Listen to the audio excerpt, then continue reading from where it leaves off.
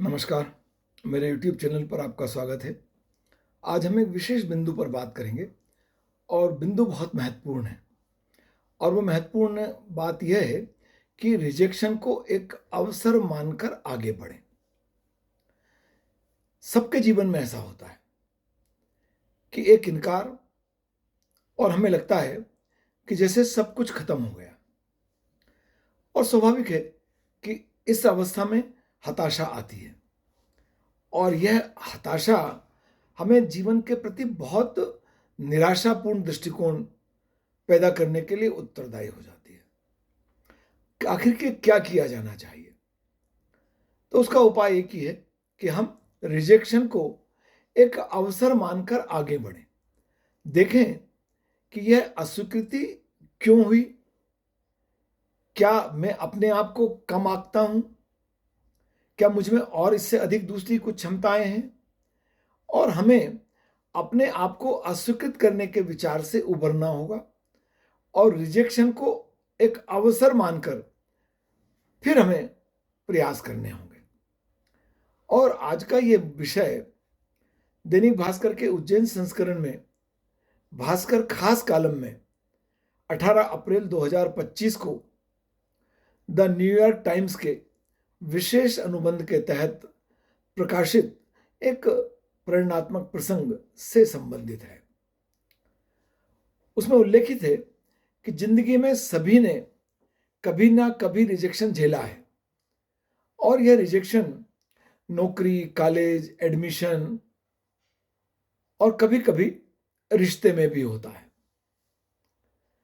और ऐसे मौकों पर हमें लगता है कि जैसे सब कुछ खत्म हो गया, अब कुछ शेष नहीं है। और जब हम उन कारणों की खोज करते हैं तो हम हताश हो जाते हैं, निराश हो जाते हैं, खुद को कम आंक लेते हैं और हार मान लेते हैं। और यह हार हमें जीवन के प्रति एक जो जीने का दृष्टिकोण होना चाहिए, सकारात्मक दृष्टिकोण होना चाहिए, उससे विमुख कर देता है। मनोवैज्ञानिक डॉक्टर बिल डॉटसन कहते हैं कि रिजेक्शन सेंसिटिव डिस्फोरिया एक ऐसी स्थिति है जिसमें व्यक्ति इनकार, आलोचना, मजाक, विफलता की आशंका पर बहुत तीव्र भावनात्मक प्रतिक्रिया व्यक्त करता है। यह भावनात्मक प्रतिक्रिया जो तीव्रता लिए हुए होती है वो ठीक ऐसे होती है जैसे किसी गुब्बारे में पिन चुभो दी जाए। आप जानते हैं कि किसी गुब्बारे में पिन चुभो दी जाए तो क्या होगा। ऐसी ही मना स्थिति एक व्यक्ति की होती है। यह उन लोगों की भावनाओं को बेहतर तरीके से व्यक्त करता है जो आलोचना से टूट जाते हैं। आखिर के इस आलोचना से टूटना, इस निराशा से टूटना, हताश हो जाना, रिश्ते में रिजेक्शन, नौकरी में रिजेक्शन, तो आखिर के इसका सामना कैसे करें, इससे कैसे उबरें। तो एक्सपर्ट कहते हैं कि इस रिजेक्शन को नई शुरुआत का एक अवसर मान लें और ये मान लें कि अगर हम बार बार रिजेक्ट हो भी रहे हैं तो हम मजबूत बनकर उभरेंगे। और इस मजबूत बनकर उभरने के लिए आवश्यक है कि हम नकारात्मक दृष्टिकोण के स्थान पर हमारी अच्छाइयों को देखें, हम हमारी उन उपलब्धियों को ढूंढें, जानें, समझें, उन पर गर्व करें जो हमने प्राप्त की है। और यह हमें जीवन के प्रति एक बहुत सकारात्मक बदलाव के लिए प्रेरणा देने वाला विचार होगा। इस संबंध में एक्सपर्ट क्या सुझाते हैं, इसकी चर्चा हम अगले बिंदु में करते हैं। डॉक्टर डंडीसन कहते हैं, अपनी संवेदनशीलता को स्वीकारें। अगर आप रिजेक्शन पर ज्यादा प्रतिक्रिया देते हैं तो खुद को यह याद दिलाना मददगार हो सकता है कि हम एक संवेदनशील प्राणी हैं। डॉक्टर डेडिसन कहते हैं कि आप इस स्थिति को तटस्थ नजरिए से देख सकते हैं और समझ सकते हैं कि आपकी सोच वास्तविकता से मेल नहीं खा रही है। नहीं खा रही है तो क्यों नहीं खा रही है, और उसको संवेदनशीलता से स्वीकार भी कर लें, समझ भी लें और आवश्यक परिवर्तन के लिए अपने आप को तैयार कर लें। तो जब हम संवेदनशीलता से अपने उस रिजेक्शन को, उस असफलता को स्वीकार कर लेते हैं, तो वह संवेदनशीलता हमें नए रास्ते खोजने के लिए तैयार करती है, प्रेरित करती है। संदेह का लाभ दें। मनोवैज्ञानिक डॉक्टर लिंडसे ब्लास कहती हैं, हर बार सामने वाला व्यक्ति आपकी आलोचना नहीं कर रहा होता। कभी कभी स्थिति स्पष्ट करना भी जरूरी होता है, और उस स्थिति को जो स्पष्ट करना है, उस परिस्थिति को जो स्पष्ट करना है, उस स्थिति को जो स्पष्ट करना है, उससे हो सकता है कि हमें ऐसा एहसास हो कि वह हमारी आलोचना है, जबकि वास्तव में अनेक बार वह हमारी आलोचना नहीं होती। ऐसे में हम ये कह सकते हैं कि मुझे ऐसा लगता है कि मुझे आपकी बात का बुरा लगा, या मैं आपकी बात को बुरे संदर्भ में ले रहा हूं, या यह कुछ अजीब है, मुझे आपकी प्रतिक्रिया समझ में नहीं आ रही है। क्या हम इस बारे में और विस्तार से बात कर सकते हैं?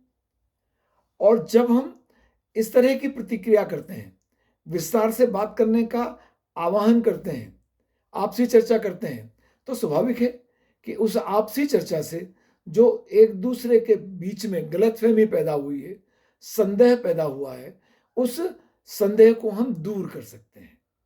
तो संदेह यदि हमारे जीवन में किसी भी संबंध में है, चाहे वो परिस्थिति के संबंध में है, वो व्यक्ति के संबंध में है, उसे हम आपसी चर्चा से दूर कर सकते हैं।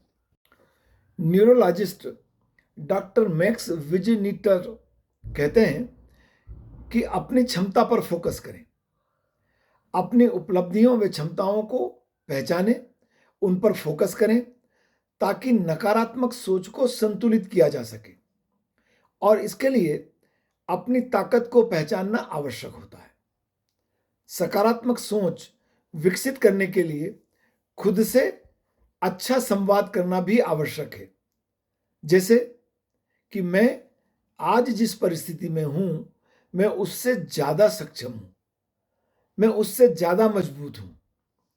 तो फिर एक प्रश्न पैदा होता है कि ऐसा क्यों हुआ?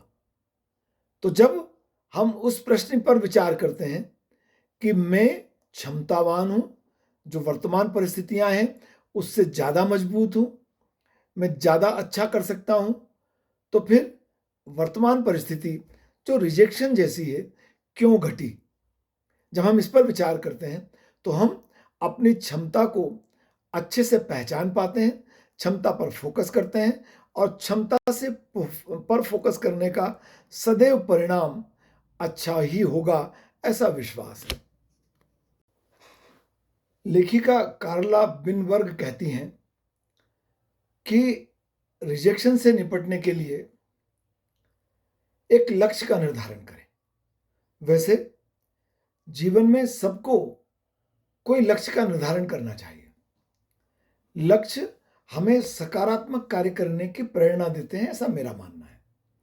इसलिए व्यक्ति को जीवन में सदैव कोई लक्ष्य रखना चाहिए, और एक लक्ष्य पूरा हो जाए तो फिर अगले लक्ष्य को निर्धारित कर लेना चाहिए।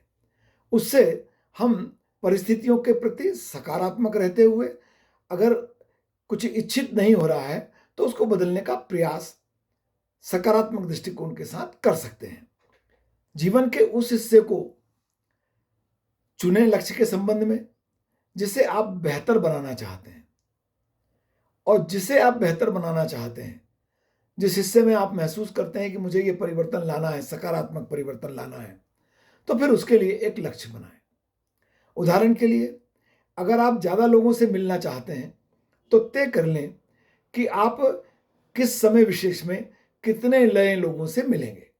जैसे हम 3 महीने में 5 नए लोगों से आवश्यक रूप से मिलेंगे, उनसे मित्रता करेंगे, ऐसा लक्ष्य निर्धारित किया जा सकता है। इससे हमें खुद को एक्सपोज करने का अवसर मिलता है, और हमारे रिजेक्शन को झेलने की क्षमता में वृद्धि होती है। फिर वो जो रिजेक्शन है वो हमें निराश नहीं करता। सीख लेते रहें। डॉक्टर लिंडसे कहती हैं, आप खुद से सवाल करें कि क्या मैं खुद को ही रिजेक्ट कर रहा हूं, और हर रिजेक्शन जो हो रहा है उसको अपनी डायरी में लिखना शुरू करें कि जो रिजेक्शन है वो क्यों हुआ। सोचें कि स्थिति उम्मीद के मुताबिक क्यों नहीं बनी, बात क्यों नहीं बनी, वह परिणाम क्यों नहीं आया जो अपेक्षित था। फिर लिखें कि अगली बार आप उस रिजेक्शन से बचने के लिए क्या अलग कर सकते हैं, क्या अच्छा कर सकते हैं। यह रिजेक्शन की जो डायरी में लिखने की आदत है, ये आपको भविष्य में बेहतर कैसे बनना है इसका रास्ता सुझा सकती है। आप खुद सोच सकते हैं कि मैं पिछले रिजेक्शन जो हुआ था उससे बचने के लिए किन नए रास्तों का चयन करूं। रिजेक्शन को असफलता नहीं बल्कि नई दिशा में काम करने के प्रयास के रूप में देखना शुरू करें।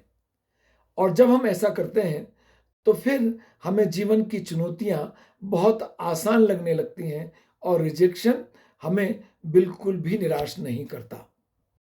डॉक्टर विजनिटेजर कहती हैं कि असहजता को स्वीकारें, उसे अपनाएं। जितना ज्यादा रिजेक्ट होंगे चीजें उतनी आसान होती जाएंगी, क्योंकि आप महसूस करेंगे कि जोखिम लेना जरूरी है और जोखिम लेकर आप जीवन के नए लक्ष्य को निर्धारित कर सकते हैं, सफलता प्राप्त कर सकते हैं। और इस दृष्टि से अगर देखें तो रिजेक्शन भी फायदे का सौदा हो सकता है, फायदेमंद हो सकता है। जब आप असहजता को अपनाते हैं तो वह तब कम होगी जब आप उस लक्ष्य को निर्धारित करें जो आपके जीवन से संबंधित है और उसको प्राप्त करने का प्रयास करें, तो वह असहजता अपने आप कम हो जाएगी, जिसे आपने अपने जीवन में ओढ़ रखा है, अपना रखा है, स्वीकार कर रखा है। इसलिए इन सभी बिंदुओं का सार यही है कि रिजेक्शन से डरे नहीं बल्कि उसे अपनाकर आगे बढ़ें। यदि अंतिम बात के रूप में कहूं तो मेरा ऐसा मानना है कि हम सब जीवन में अनेक बार अपने व्यापार के संबंध में, अपनी नौकरी के संबंध में, अपनी शिक्षा के संबंध में, अपने रिश्तों के संबंध में वह प्राप्त नहीं कर पाए जो प्राप्त करना चाहते थे, या पूरी तरह रिजेक्ट हो गए। पर उस रिजेक्शन से जीवन समाप्त नहीं होता, होना भी नहीं चाहिए। वह रिजेक्शन एक अवसर है हमारे आत्म मूल्यांकन करने का, कहां कमी रह गई थी और उसे कैसे दूर किया जा सकता है, अब क्या करना चाहिए कि अब रिजेक्शन के अवसर ना आए। और उसके बहुत सारे बिंदुओं के संबंध में हमने आज चर्चा की है। ऐसा विश्वास है कि यह चर्चा आपके लिए उपयोगी होगी। मैं आपसे आग्रह करता हूं कि आप मेरे YouTube चैनल को सब्सक्राइब कीजिए। मेरे YouTube चैनल पर समाजशास्त्र विषय के साथ साथ पारिवारिक, सामाजिक, राष्ट्रीय, शैक्षणिक महत्व के और प्रेरणात्मक प्रसंग के वीडियो देखने में आते हैं। आपका बहुत धन्यवाद।